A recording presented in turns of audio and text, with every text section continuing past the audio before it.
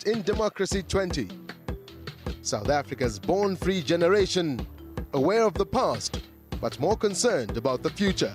Young people in this day and age have a different agenda. They are concerned about access to education, walking out of poverty, finding jobs. And on this day 21 years ago, the assassination of a top leader almost fractured South Africa's fragile road to democracy.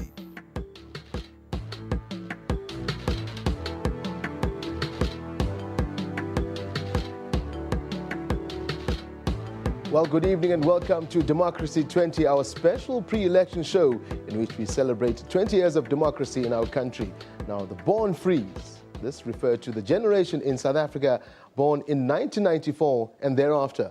Although not all of them have registered to vote, thousands of them will be casting their ballots for the very first time on May the 7th. As Janine Lee reports, for these voters, color and race are just not an issue. They are aware of the past, but are more concerned about their future. This is a generation that did not experience apartheid, but nevertheless they are aware of the high price that was paid for a democratic South Africa. It means so much. I'll be eternally grateful for the people who fought for us, because I feel as though without their achievements and what they've been through, I wouldn't have gone to a multiracial school. I wouldn't have been where I am. So I'll be eternally grateful and always remember where I'm from and who I am because of their morals that they have instilled in us young black South Africans. It's very important because we all need to know where we come from. But then again, I'm a born free. I just think we shouldn't really dwell that much in the past as what we're doing now. But then again, I'm very happy I'm a born free because living in that situation wouldn't be what I could do. They see color and race, but it does not cloud their vision. I feel that living in South Africa, it's very difficult not to see color, but it's not an issue because you see it in everyday situations where you'll be talking to your friends and we'll be trying to say that girl, we don't know her name, that white girl. It's not because we're racist or because we mean anything by it, it's just that we're in South Africa and that's the distinct feature we can point out at that specific moment in time. So I don't see races, I don't really see races at all. And the whole racism happening at the moment is very strange to me because I feel like we've come through 20 years. I don't quite understand why it's happening still. In 2009, just under 80% of the electorate voted in the national elections, a drop in 8% compared to the previous elections in 2004. Voter apathy amongst the youth is a reason for concern. The interesting thing, in my opinion, is the low vote turnout registration. Because when that was opened for young people to go to the polling stations and to actually register, that left much to be desired. And I think that indicates that apathy amongst young people does exist. Well, one can argue and say each and every generation has its own agenda. You know, the generation of the 70s had their own agenda, and young people in this day and age have a different agenda. They are concerned about access to education, walking out of poverty, finding jobs. I didn't register to vote. I didn't. Why not? I think I have a certain level of apathy towards South African politics at the moment. I feel that 20 years of democracy, personally, I don't think we're where we should be 20 years down the line. Many young people among the born frees are bitter and frustrated. This is somewhat justified as many foresee a jobless future. I don't think that democracy, first of all, should be confined to elections. I think it transcends beyond that. I think democracy has to open up a space for young people to participate in the economy. Young people have to have jobs. They have to walk out of poverty, like I said to you earlier on. So I think there's a whole lot more that needs to be done by the powers that be. Statistics South Africa says 600,000 people were born in 1994 and roughly just as many in the following 2 years, rendering these potential voters fair game for any political party come the elections. So far, about 30% of the born frees have registered to vote. Janine Lee, SABC News, Port Elizabeth. Born free is indeed. Now, Born Free generation is also a new media generation, and we extend an invitation to them to take part in tonight's show. You can do that, as we've been asking you to do. Email us, elections@sabc.co.za, or you can send us your SMS, this to 33726. Remember to begin your SMS message with the word vote, and every SMS will cost you 150. For tweets, and I'm sure most of you will do that, use the hashtag SABC Elections. You can also find us on Facebook. That'll be SABC News Online is our Facebook page. So do go there and send us all your questions or participate in the show. It should be an interesting one. And with that, joining me now are two members of the so-called Born Free generation. Monique Sparkin speaking to us from Pretoria. She's a student at the Oxford College in Pretoria Studios. And with me here in Johannesburg, right next to me is Mbali Mazibuko, a political science student at Wits University. Good evening and welcome to you both. Born Free, as we discussed this earlier, and I said to Monique, Born Free generation, what is a Born Free generation? Is it because you grew up with Danissimo, Danone, Kellogg's Cornflakes we had? But what is a Born Free generation, Monique? Let me start with you. You're all the way in Pretoria. Good evening, guys. A Born Free generation for me is granted you the opportunity to make change in South Africa and give black and white, whether no color, the opportunity to learn from each other's cultures and to bring change to the new South Africa. Now, let me come to, sticking with you, Monique, question. In your opinion, do young white people born after 94 also regard them as born frees, or you just, well, we just born 94, we don't know anything about apartheid, so to speak, we're born in a new South Africa, therefore it doesn't really, matter to us? Yes. I don't believe it's only 94 can see themselves as the born free. I see everybody as born free because I feel everyone in South Africa is granted the opportunity to bring change forward to our country. Now I'm going to bring Mbali Mazibuko sitting here with me, hearing what Monique is saying. I'm sure you agree with her. Yes, of course I do. Is it 94? Yes. And I'll ask you this way: 94 for you, you were just born, maybe, or born thereafter. I'm sure you heard the stories from home, from your parents, about this is what South Africa used to be like. Can you relate in any way to that? Or as far as you're concerned, those are your stories, it doesn't really concern me, so to speak? I think it's very important to remember our history, because our historical conditions, to a large extent, especially to the youth, they have sort of shaped our circumstances, because, you know the saying, what our parents have done, what they have encountered, are the curses that trickle down onto their children. And I think those are some of the things that we're experiencing. And if we look at some of the socio-economic issues that are surrounding us, that's how we can relate to it. And also just adding on to a point, I think born-free generations are, most importantly, people that have such a powerful conscience, and people that must always remember that we're leading a revolution. As ruthless as we may seem, and as ruthless as we're being perceived, we have such an important role, an integral role that we need to play in South African politics, especially during the election process. It's basically a different kind of fight, Monique, if I can bring it to you. It's a different kind of fight, as you heard Mbali saying. It's an integral fight in politics in South Africa. What kind of fight is that? You can put into context. What is it that is different to what you guys are going through than what your grandfathers or fathers had to go through? Well, I agree with Mbali 100% that we are a revolution and a new country, and we have so many rights and things going on now.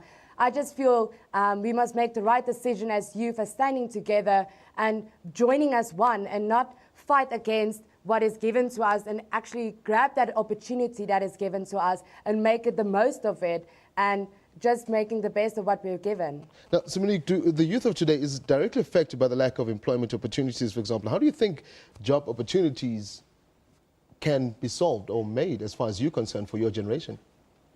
Well, job opportunities is a big problem now today in South Africa. I feel with the BEE that has been put into South Africa, it's a very great system, but I feel it's being misused and abused in certain ways. So we must just come together and make it a better system and make the employment and jobs much better.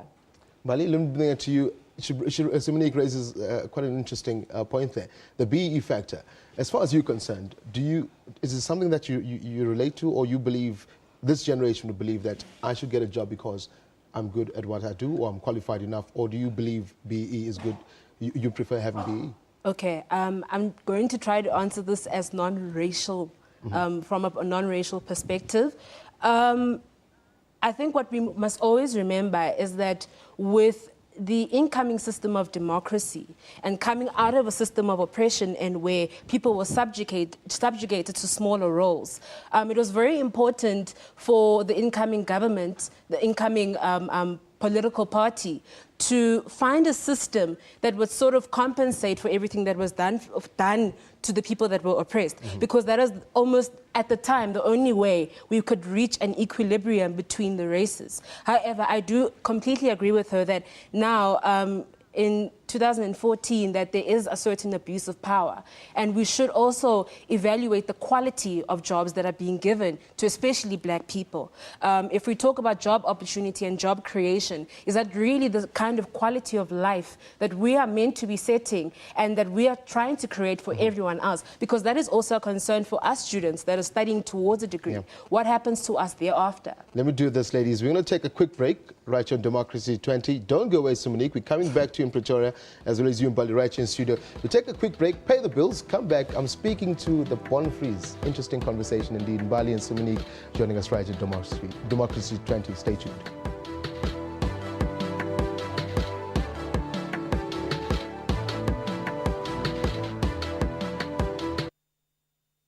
SABC, sharing 20 years of inspiration.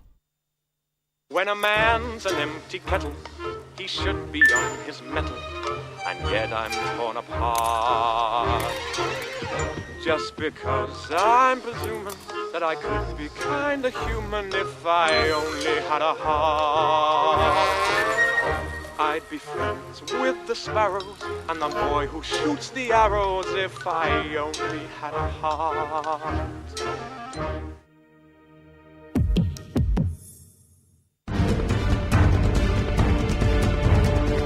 Coming up this week.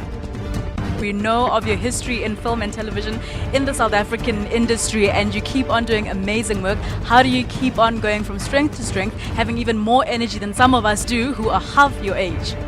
Because I love what I do, my darling. I've got the passion, especially for comedy. Join Refilwe and Eloise on Film South Africa every Friday at 17:30 CAT.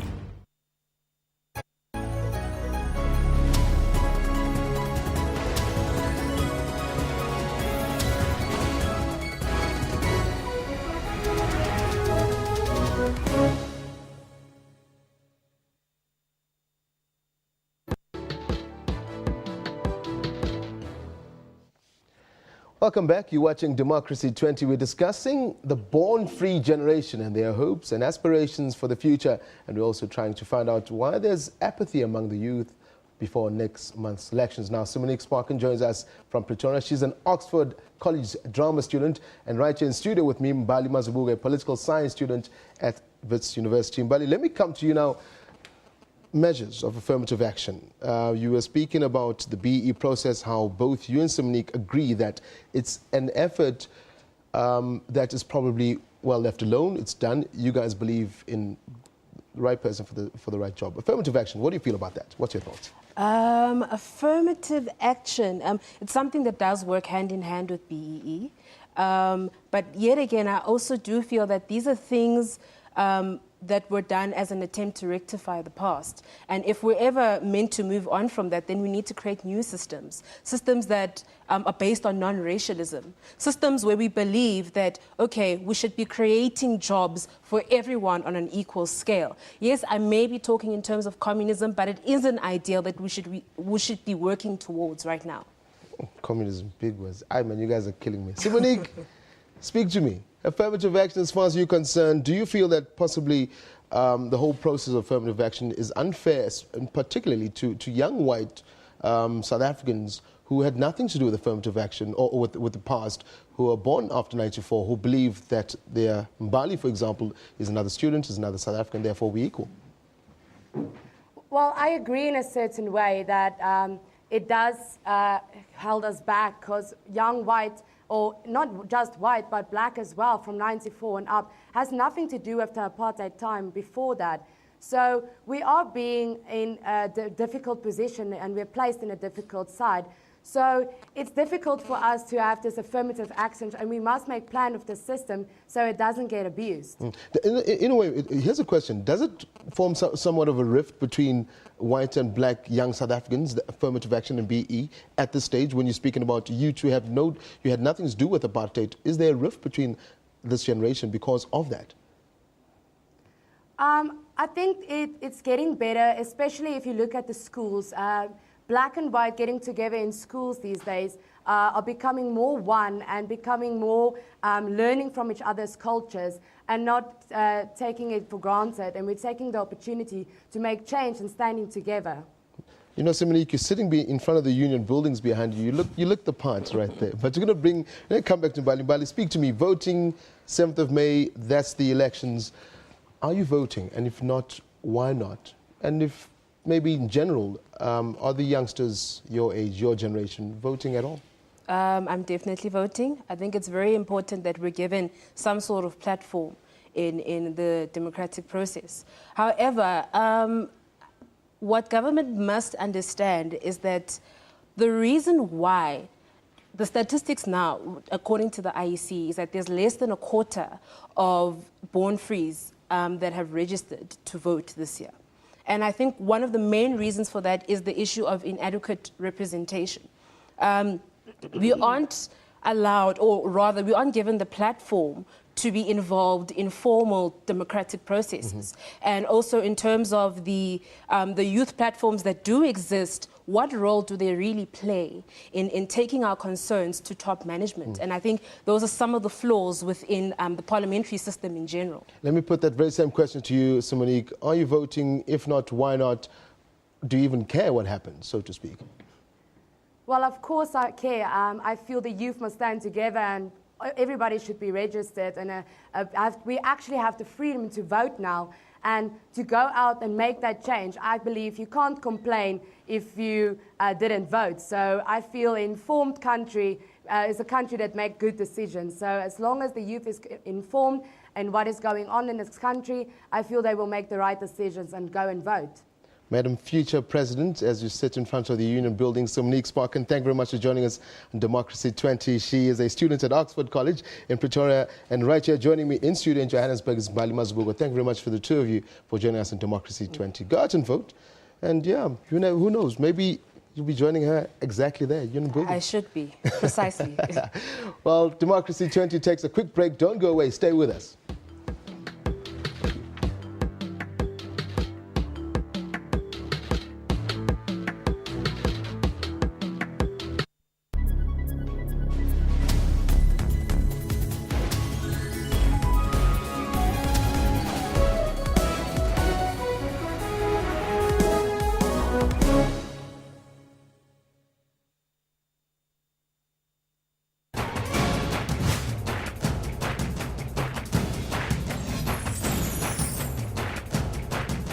We had an unprecedented 57% voter turnout in a local government election. It doesn't happen.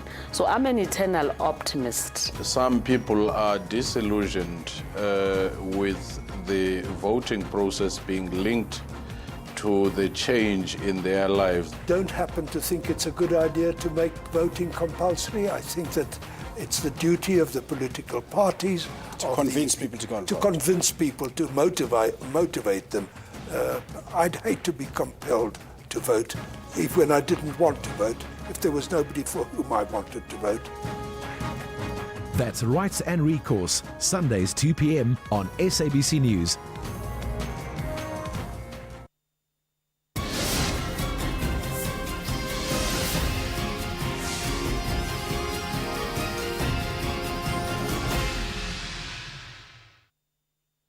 SABC, sharing 20 years of inspiration.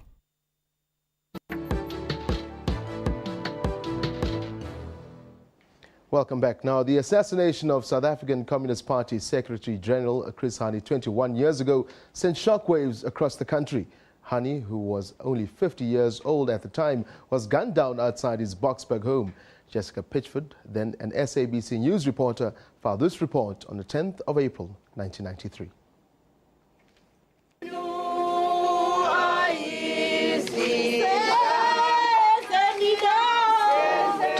family members, friends and colleagues gathered outside Chris Hani's Boksburg home. He was gunned down at about 10:20 this morning in the driveway of his home. He had just returned from buying the newspaper, for once, minus his bodyguards. As he got out of his car, a man in a red Ford Laser allegedly pulled up behind him, got out and fired several shots.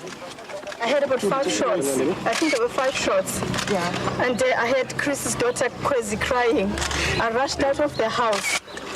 And then I saw her. She came to me running. And I went over the house and I saw Chris. He was lying there, clutching a newspaper. And I think he was dead. Another neighbor and close friend, Tokyo Sehwale, arrived shortly afterwards. As I entered, I found his daughter screaming.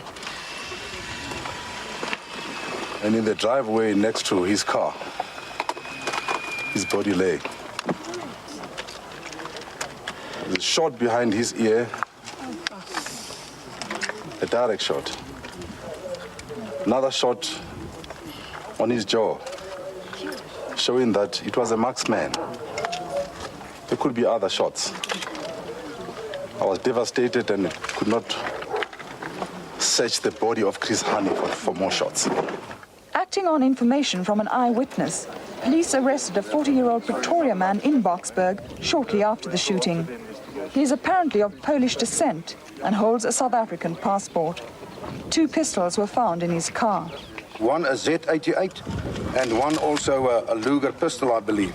These pistols will be removed to Pretoria to our forensics department, where proper checks will be conducted.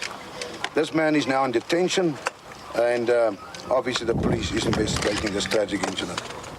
While the media hovered like vultures to tell the story to the world, senior ANC members arrived to pay their respects. Vice President Walter Sisulu appealed for calm. It's no small crisis that we are facing. All crises have faced us in the past. We will stand even this crisis. We will be the victors in the end. But only if our people behave as usual, in a disciplined manner, in a responsible manner, as people who are hurt. The emotion and the anger that all of us are feeling should not be able to be used for more loss of life. ANC PWV Chairman Tokyo Sehwale said Chris Hani should be remembered as a man who died for his people. I think people should remember Chris for what he said 2 days ago on television. Yes. He was at pains to describe stability, peace, cooperation. Chris died for peace. I think you'll... How shall we convince people about peace? Okay. And in a special news conference called by the ANC SACP Kusato Alliance this evening, SACP Chairman Joe Slovo called for churches throughout the country to pray for peace tomorrow. He suggested that Wednesday, April the 14th, be observed as a memorial day for Chris Hani. Mr. Slovo asked for international police participation in the investigation in Mr. Hani's murder and said police were premature in suggesting that only one person was involved in the assassination. As far as the investigation is concerned, we have been in close touch with the police, and we have indicated that we demand the fullest participation of the Alliance in the investigation. And we have also indicated our desire that police specialists from the European community and perhaps from other similar organizations should have a role in the investigation, should participate with the police. And while on the question of the police, let us say that we were rather shaken by a statement which came out so prematurely from the police spokesman soon after the event, when we don't yet know, and we are sure the police don't yet know what happened, a statement to the effect that this was the work of a lone gunman. It may, of course, be the work of a lone gunman, but looking at the history of the forces behind violence in this country, including the forces who are part of the intelligence service and the state, we believe that it was quite premature and wrong and almost outrageous for a police spokesman to immediately give a finding to this effect. And we protest against that kind of statement. Now, Clive Darby Lewis and Polish immigrant Janusz Walusz were subsequently convicted for the assassination and were sentenced to death. Their sentences were commuted to life imprisonment when capital punishment was abolished in South Africa in 1995. But before we go, let's take a quick look at some of your tweets that we've been asking for you to send throughout the evening. This one coming from Ravesta Vuyo saying, well, this program is awesome. Why do I say this? Well, it helps us differentiate between good and bad parties. Well, thank you very much there. Another one saying, well, voting is irrelevant. I'm not quite sure why JB Crossland says that. Mapule Matlaba says, our government has failed to achieve our promises. Another one coming from Banele Andile Melefa saying, indeed, our government played a key role. Wages have been adjusted and the safety and inequality is being adjusted at the farms. There's one more to go. In fact, is that the last one? Well, it seems that is the last one. Well, that's it for tonight's show. Catch us again next Monday evening at 6:30 right here on SABC3 as well as SABC News Channel 404. The 7 o'clock English news continues right now. Good night.